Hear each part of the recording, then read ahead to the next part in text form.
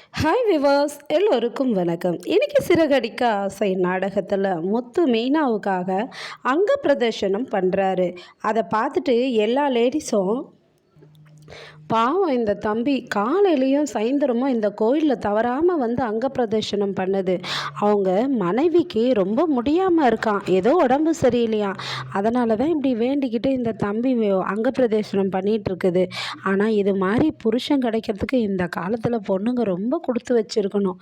பாரேன், பொண்டாட்டிங்க தான் புருஷனுக்காக வேண்டிக்கப்பாங்கன்னு பேர். ஆனால் இந்த தம்பி அவங்க பொண்டாட்டிக்காக வேண்டிக்குதுன்னா எந்த அளவுக்கு அந்த பொண்ணை நல்லா பார்த்துக்கும் பாரு அப்படின்றாங்க. இதை கேட்டுட்டு மீனா அப்படியே நினச்சிட்டே நிற்கிறாங்க, அழுகுறாங்க. உடனே மீனா மனசில் உன்னை போல ஒருத்தனை நான் பார்த்ததே இல்லை அந்த சாங்கு அப்படியே அவங்க மனசில் ஓடுதுங்க. கண்ணீரோடு நிற்கிறாங்க. உடனே அவர் அங்க பிரதேசனம் முடிச்சுட்டு சாமிக்கிட்ட, கடவுளே என் மனைவிக்கு எந்த ஒரு ஆபத்தும் வரக்கூடாது, அவளுக்கு நடக்க இருக்கிற ஆப்ரேஷன் நல்லபடியாக நடந்து முடியணும் அப்படின்னு வேண்டிக்கிட்டு வெளியே வரும்போது மீனா பார்க்குறாங்க. உங்களை மாதிரி ஒரு புருஷன் கிடச்சதுக்கு நான் தாங்க கொடுத்து வச்சுருக்கணும்னு சொல்லிட்டு அழுகுறாங்க. மீனா அழாத மீனான்றாங்க. அப்புறம் மறுநாள் அவங்க ஹாஸ்பிட்டலுக்கு கிளம்பணும். காலையில் ஹாஸ்பிட்டல் கிளம்பும்போது மீனா டிஃபன் பண்ணிக்கிட்டு இருக்காங்க. என்ன மீனா இப்போ வந்து டிஃபன் பண்ணிகிட்ருக்க, நம்ம ஹாஸ்பிட்டல் கிளம்பு வேண்டாவா அப்படின்னு சொல்லிட்டு என்ன பண்ணுறாங்கன்னா, கிளம்பு அப்படின்றாங்க. இல்லைங்க, டிஃபன் தானேங்க செய்து வச்சுட்டு வந்துடுறேங்கன்றாங்க. சரி சரி சீக்கிரம் கிளம்புனதும் கிளம்பும்போது மீனாவுக்கு முகமே சரியில்லை. ஏன் மீனா முகமே சரியில்லை, நான் தான் சொன்னேன்ல ஒன்றும் ஆகாது அப்படின்ட்டு, நேற்று வரையும் நல்லா தைரியமாக இருந்த, திருப்பி என்ன இன்னைக்கு காலையில் இப்படி உம்முன்னு ஆயிட்ட அப்படின்னா, இல்லைங்க நான் ஆப்ரேஷன் பண்ணிக்கிறது யாருக்குமே தெரியாதுங்க நம்ம வீட்டில், நம்ம மாமா கிட்டேயாவது சொல்லாங்க, எனக்கு அப்போ தாங்க நிம்மதியாக இருக்கும், அவர்கிட்ட சொல்லிவிட்டு அவர்கிட்ட ஆசீர்வாதம் வாங்கிட்டு போகலாங்க அப்படின்றாங்க.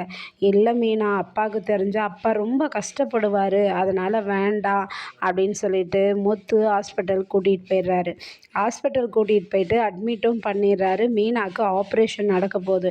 அந்த டாக்டர்கிட்ட முத்து சொல்கிறார், டாக்டர் உங்களை தான் டாக்டர் நான் தெய்வமாக நம்பியிருக்கேன், எங்களை கைவிட்டுறாதீங்க அப்படின்னதும், இல்லை இல்லை முத்து நல்லபடியாக நடக்கும் கவலைப்படாதீங்கன்னு சொல்லிட்டு உள்ளே போகிறாங்க டாக்டர்.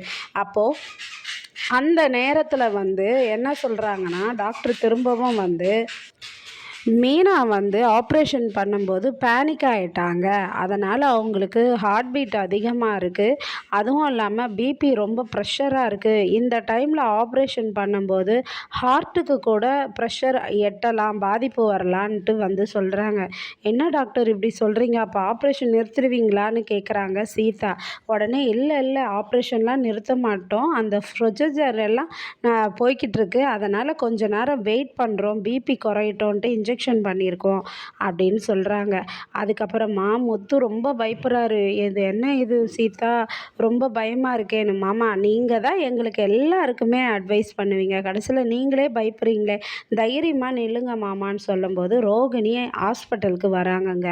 அப்போ அவங்க பேசிகிட்டு இருக்கிறதெல்லாம் கேட்குறாங்க.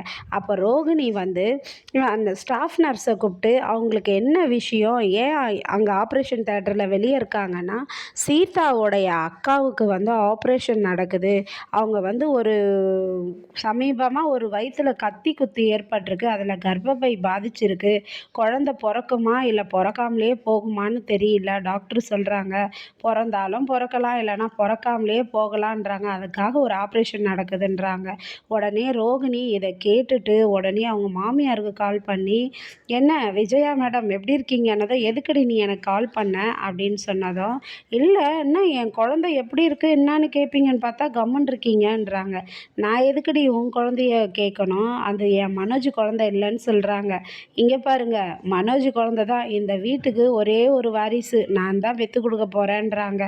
ஏய் என்ன சொல்கிற, அது மீனா செய்வா அப்படின்றாங்க. மீனாவுக்கு தான் குழந்தையே பிறக்காதே, ஸ்ருதி குழந்தையே பெற்றுக்க மாட்டேன்ருக்கா, அப்போ நான் தானே இருக்கேன் அப்படின்னு சொல்லி வெறுப்பேற்றுறாங்கங்க. இது வந்து இந்த விஷயம் விஜயாவுக்கு தெரிஞ்சிடுது. நாளைக்கு வீட்டில் என்ன பூம்பாகம் வெடிக்குதுன்னு நாளை கதையை நாளைக்கு சந்திப்போமா, அதுவரையும் காத்திருப்போம். நன்றி, பாய்.